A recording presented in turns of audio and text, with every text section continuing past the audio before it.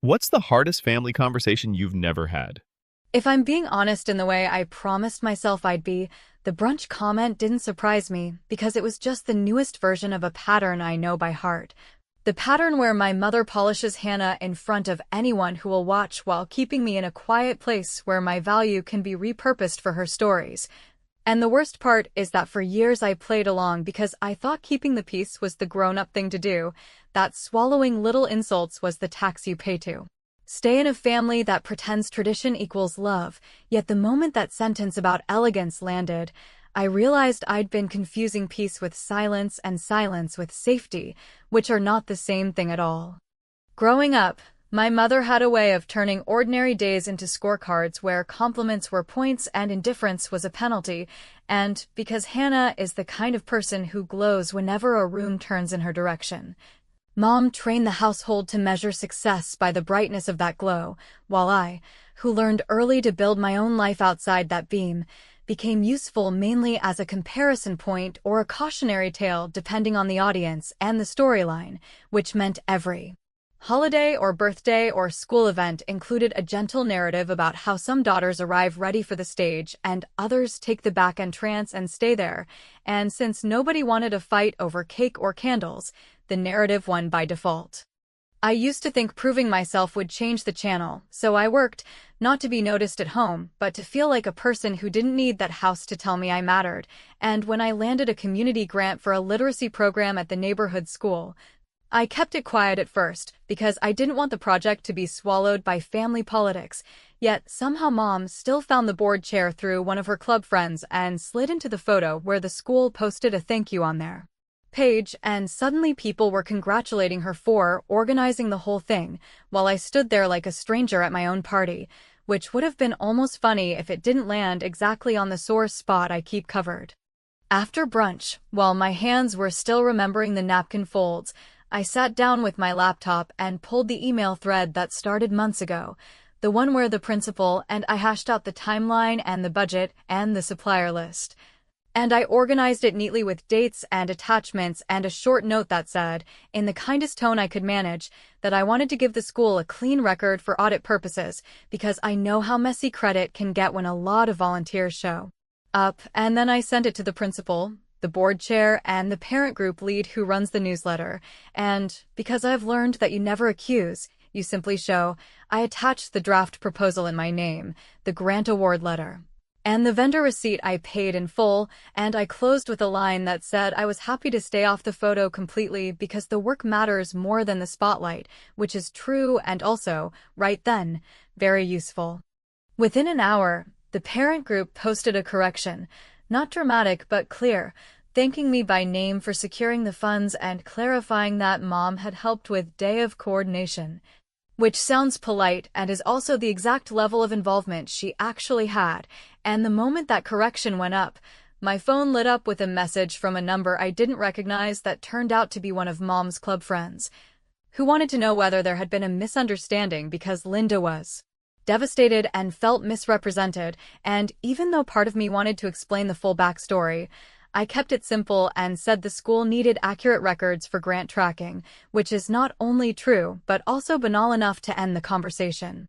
Some people will hear that and say I was being petty, but I swear to you this wasn't revenge for its own sake. This was me refusing to let a lifetime of stolen credit become the official version.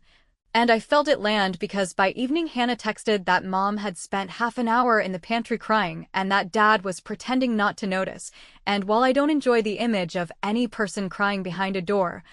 I also could not ignore the strange relief that came with finally, cleanly resetting one line of the family ledger, not with an accusation, not with a scene, but with the quiet weight of receipts that speak for themselves. If you want to know whether I second-guessed myself, the answer is yes, because years of training don't vanish in a day, and I almost called to smooth it over and say it was all a misunderstanding, yet the more I sat with it, the more I understood that my mother's tears were not about truth, they were about losing control of the story, and if I gave the story back right then, I would be signing up for another decade of small humiliations dressed as jokes. So I put my phone face down and made dinner and let the group chat ping without me for once. What changed that week wasn't only my tolerance for the digs, What changed was the way I started paying attention to all the small moving parts of Mom's public life, because when someone cares that much about image, they tend to leave a breadcrumb trail of favors.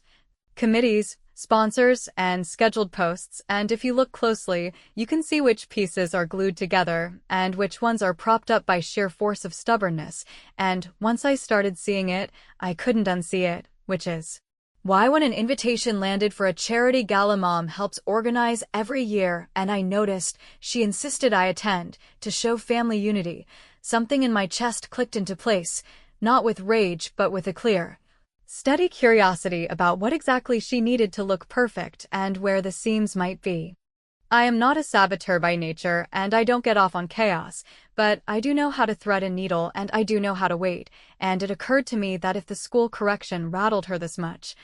there might be other places where accuracy would be deeply inconvenient for her brand, which is why I started asking quiet questions under the safe cover of "I'm just helping." And I learned just enough about vendor invoices and pledge donations to realize there was a very tiny gap between what Mom reported to her committee and what actually cleared the bank, a gap small enough to ignore if you love her and large enough to become a problem if someone who doesn't love her decides to care.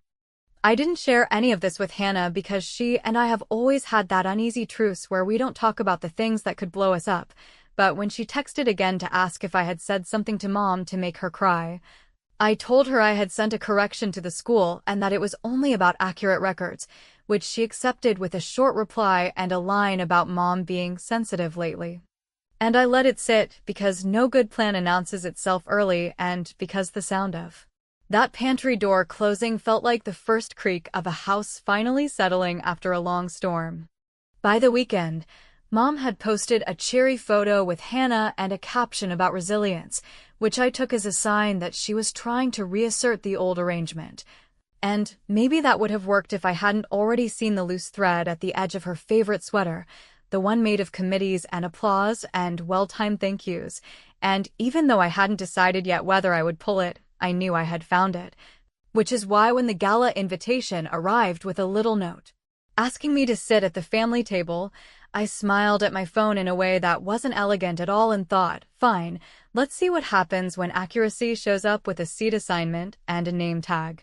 When the gala week rolled in with its emails and reminders and the usual push for family photos and cheerful captions, I told myself I would show up, sit where they placed me, and watch closely without getting pulled into the small talk that always ends with a dig dressed as advice. And even though part of me wanted to skip the whole thing, another part, the part that had finally learned to listen for the seams,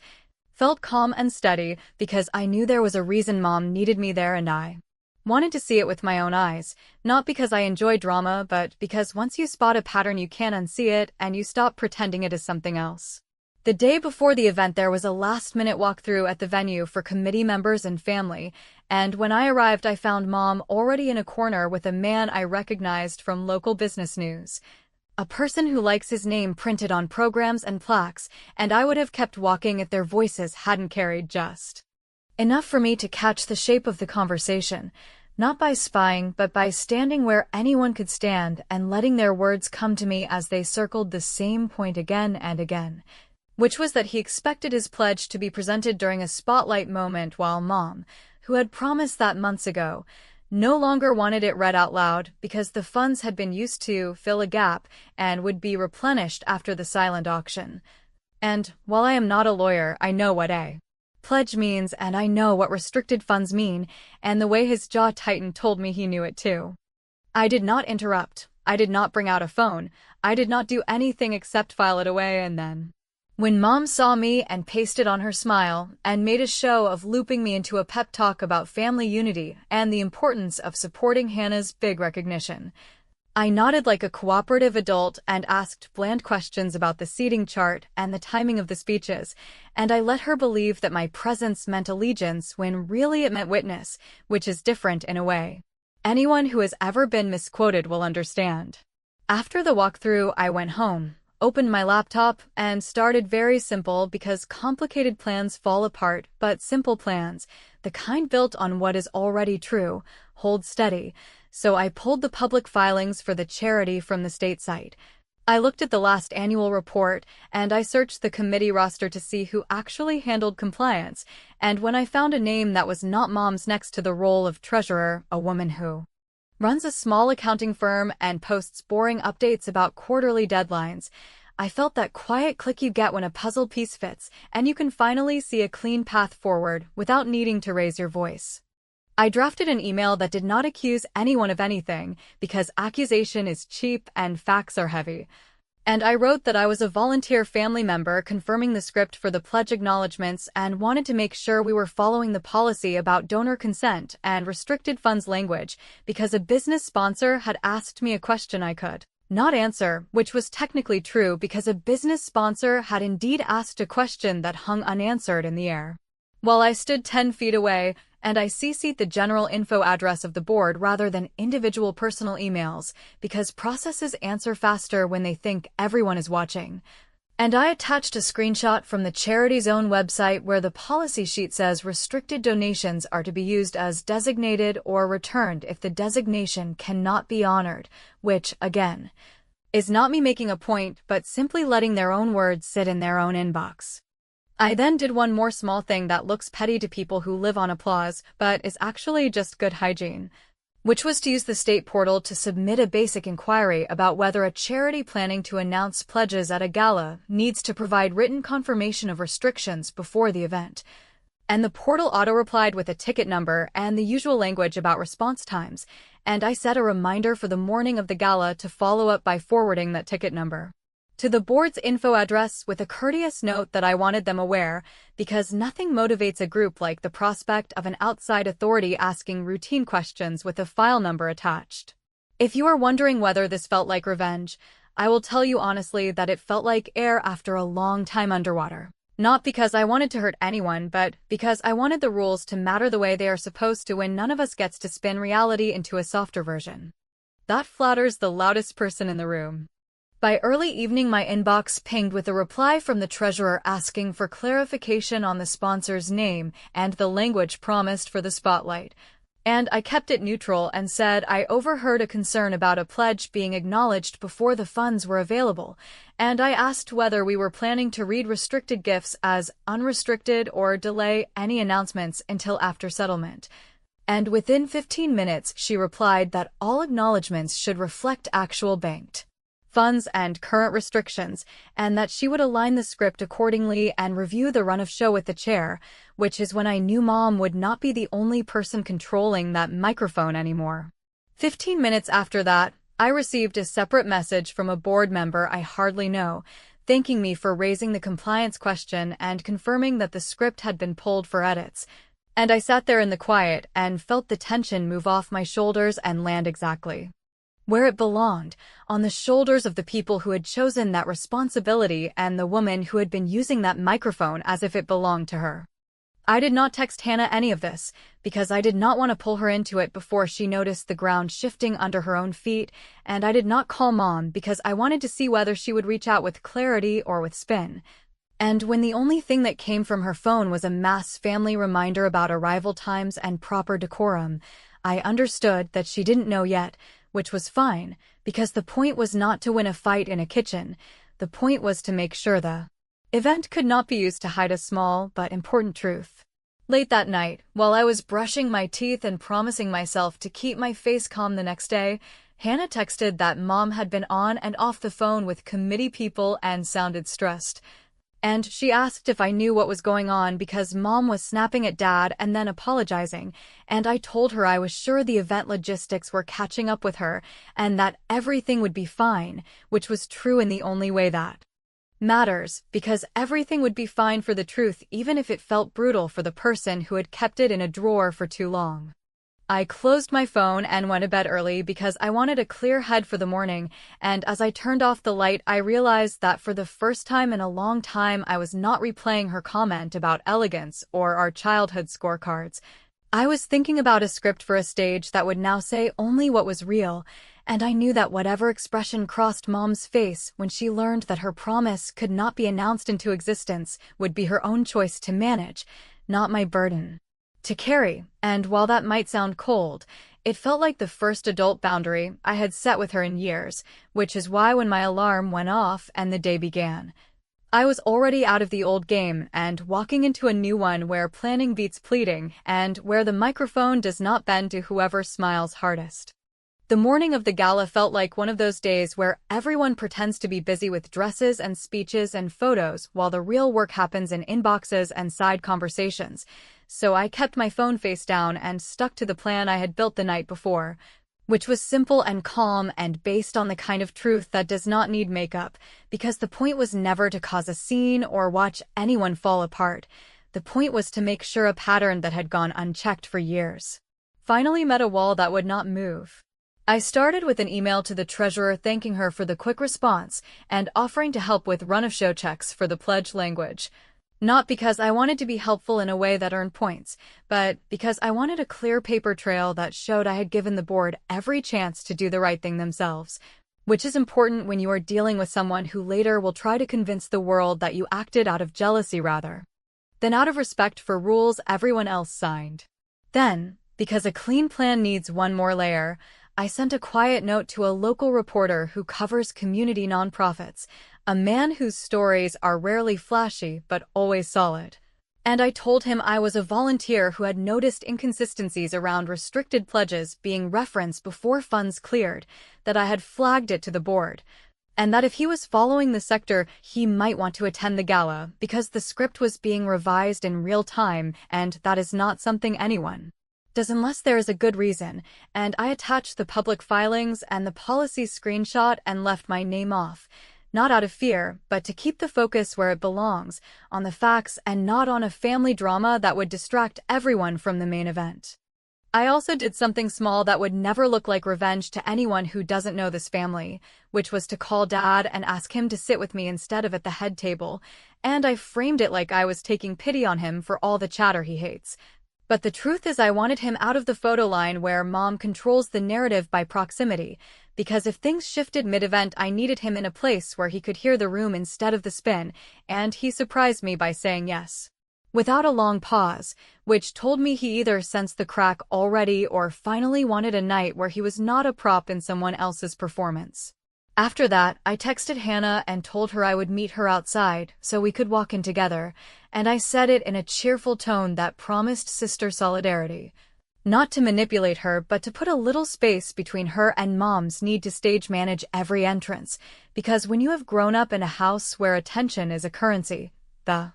most loving thing you can do for yourself is arrange your own ride to the party and keep your coat. By afternoon, I had confirmation from the treasurer that the acknowledgement script had been revised to exclude any pledges not fully banked and to note restrictions where they applied, which meant the line Mom had promised that businessman was gone.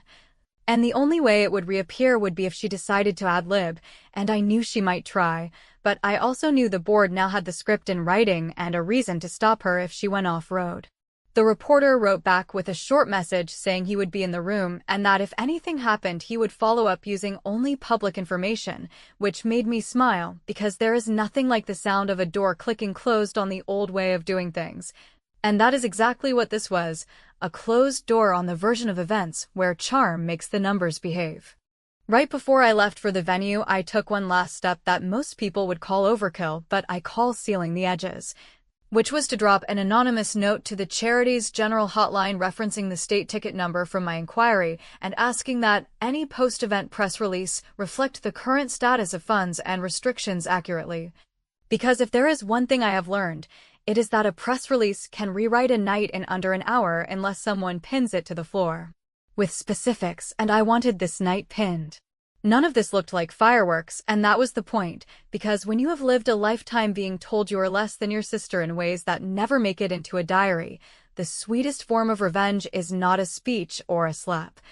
It is a chain of polite emails that tightens around the lie until the lie cannot breathe.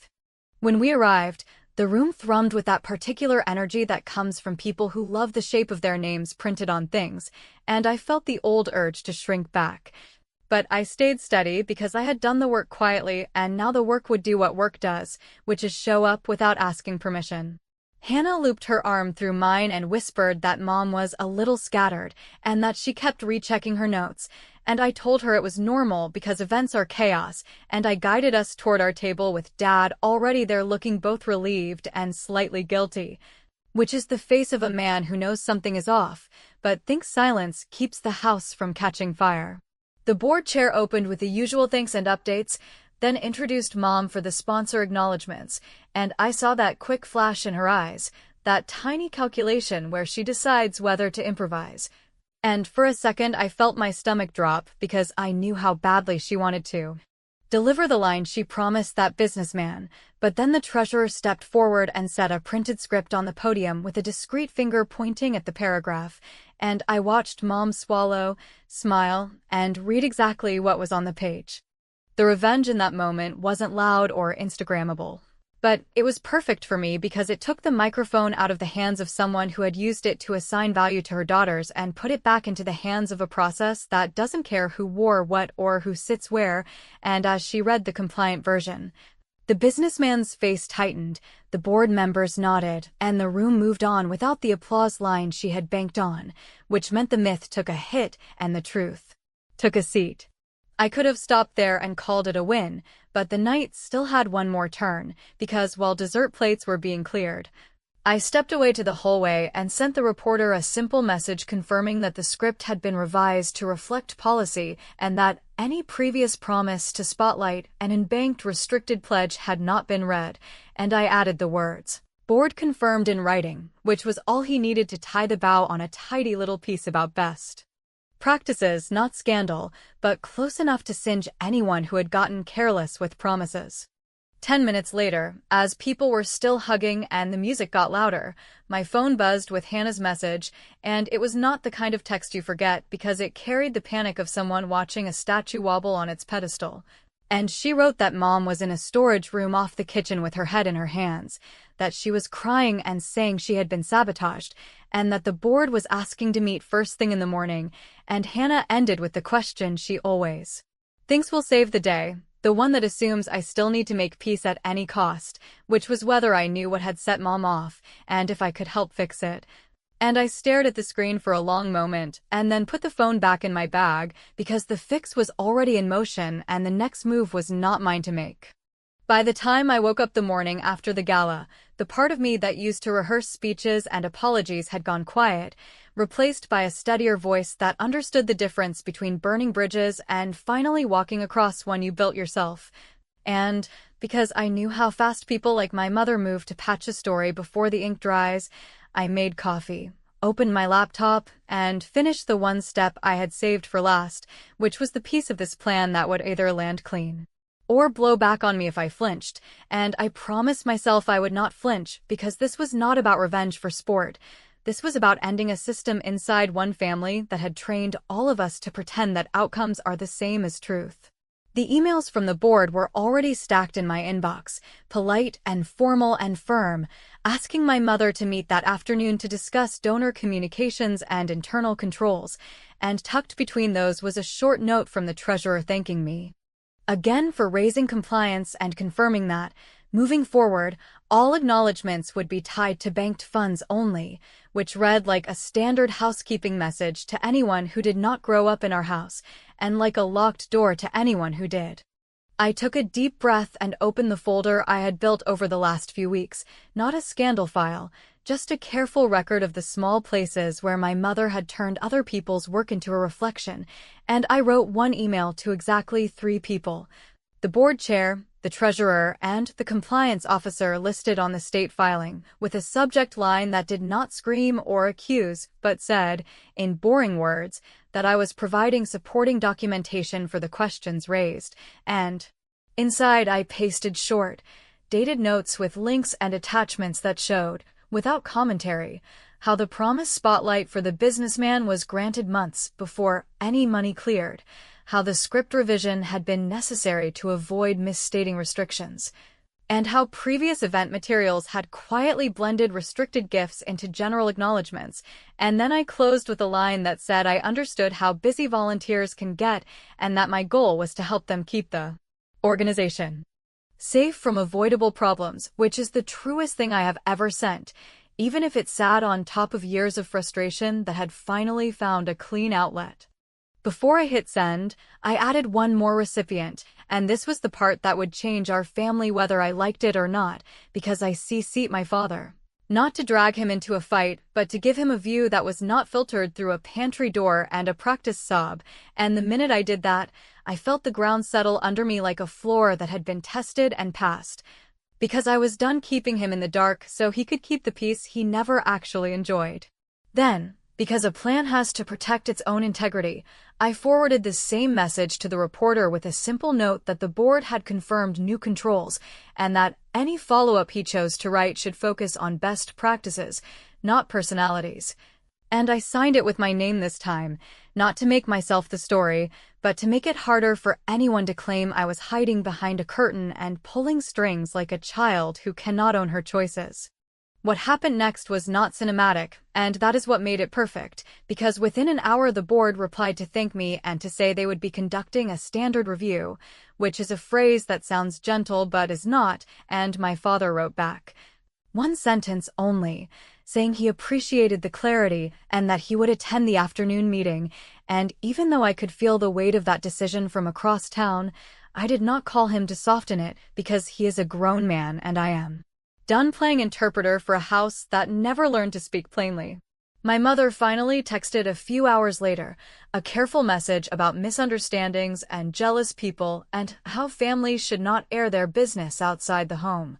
And I replied with a line that said policies protect good people from bad moments and that I hoped the meeting went well, which is exactly the tone she has used on me for years, except this time it was attached to facts she could not bend.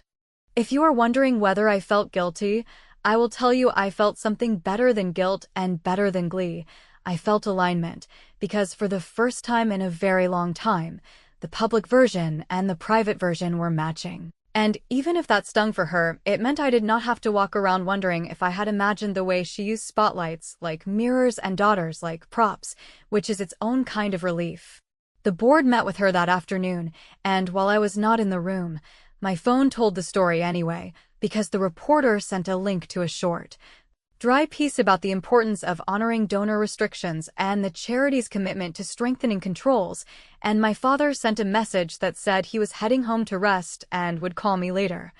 And the board chair sent a thank you with a promise to update stakeholders, a word that means everyone she has charmed for years would now get a neat little memo about new rules. Only after all of that, when the consequences were in process and the spin had nowhere left to go, did I take the step I saved for last, and it was the step that mattered more to me than any report or headline. Because I opened a new email to my sister with a subject line that said, in plain language, that I needed her to see how praise had been used in our house. And I attached a short set of screenshots from the school project and the gala script with the names and dates visible, and I wrote a paragraph that did not ask her to choose sides. It simply said that I had spent years trying to win a game that was fixed and that I was done, and that the world outside our house runs on rules that keep people safe, and that we were entitled to those rules at home too. And I ended with a promise that I would never again let our mother use my work to decorate her stories, not because I hate her, but because I like myself. Then I hit send, turned off my notifications, and took a long breath. Because the last door had finally closed. An hour later, Hannah called and I let it go to voicemail because I wanted her to sit with the documents before we spoke, and a few minutes after that she sent the message that you already know. The one that sounds like a joke until you hear the way the words land on your chest, asking why our mother was crying in the pantry and whether something had happened. And I stared at the screen for a long time because there are 1,000 versions of me that would have rushed to fix it, to absorb it, to apologize for the shape of the truth, and none of those versions are allowed to drive anymore. I typed back slowly that she should give our mother some space, and that a board will always choose the policy over the promise, and that we are grown women who do not have to live inside a story where one of us is the exhibit and the other is the judge. And I told her that if she wanted to talk, I would tell her everything, not the spicy version, the accurate version, and that I would listen to anything she needed to say, even if it hurt, because that is what adults do when they want a real relationship and not a staged photo. By evening, a message from the charity went out to their list, a polite announcement about stronger controls, and a quiet reshuffling of roles that did not say my mother's name out loud, but said it perfectly between the lines. And my father texted a photo of a simple dinner he had made for himself with a half-joking note about learning to read policy sheets, which made me laugh in a way I have not laughed in years, because it sounded like a man who finally stepped out from behind a curtain and found a chair with his own name on it. I wish I could tell you that everything softened instantly and that decades of favoritism evaporated overnight, but that is not how families work, and in a strange way I am grateful for that, because the point was not to set a fire. The point was to move the wires so the sparks stop finding me first. So here is the part that matters, the part one wanted from the start and did not know how to ask for, which is that I did not destroy her. I just removed her hands from the levers she never should have controlled. And I did it without screaming or lying or breaking anything that can't be fixed with time and honesty, which means when people ask what happened, they will hear a boring truth about policies and meetings and roles. And I will hear a louder truth about finally refusing to be graded by a woman who mistook applause for love, and if that sounds cold, then maybe it is, but it is also clean, and clean is how I plan to live now. And if you are still wondering whether it was too far, I will tell you what I told myself when I pressed send on that last email, which is that sometimes the most elegant thing a daughter can do is stop making room for a story that never made room for her, and then watch, calmly, as the people who wrote it learn how to speak in facts.